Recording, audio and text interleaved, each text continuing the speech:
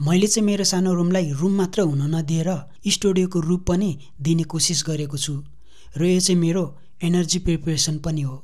किन भए एउटा रुमलाई रुमको नजरले मात्र हेर्यो भने त्यो रुम मात्रै हुन सक्छ, तर त्यसलाई स्टुडियोको रूप पनि दियो भने स्टुडियोबाट गर्न सकिने धेरैवटा कामहरू गर्न हामीलाई एनर्जी आउँछ, जोस जागर आउँछ।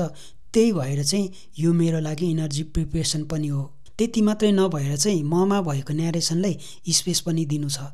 अर्थात् कुनै पनि काम गर्नको लागि एकदमै ठुलो स्पेस खोज्नु भन्दा पनि भइरहेको स्पेसलाई नै एकदमै ठुलो स्पेस बनाउन सक्नुपर्छ। अनि यो मेरो सानो रुमलाई चाहिँ स्टुडियो जस्तो आकार दिनको लागि चाहिँ मैले कुनै पनि नयाँ सामानहरू किनेको छैन, कुनै पनि नयाँ सामानहरू थपेको छैन। रुमभित्रै भएको पहिलेकै पुरानै सामानहरूलाई प्लेस मात्रै चेन्ज गरेको छु।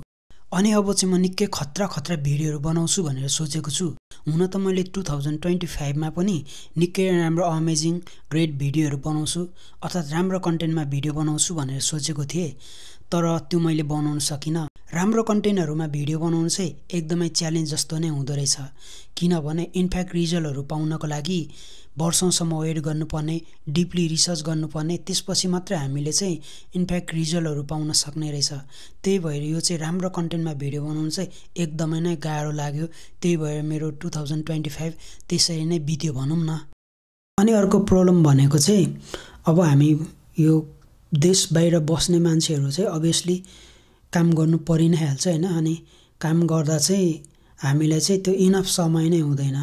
सधैँ हामी ड्युटीहरूमा नै हाम्रो समयहरू बिजी भइराख्छ। त्यही भएर हामीले हाम्रो सोचेको जस्तो टाइमहरू पनि पाउँदैनौँ नि त। अनि त्यो कारणले पनि हामीले सोचेको जस्तो राम्रो भिडियोहरू बनाउन सकिरहेको हुँदैनौँ।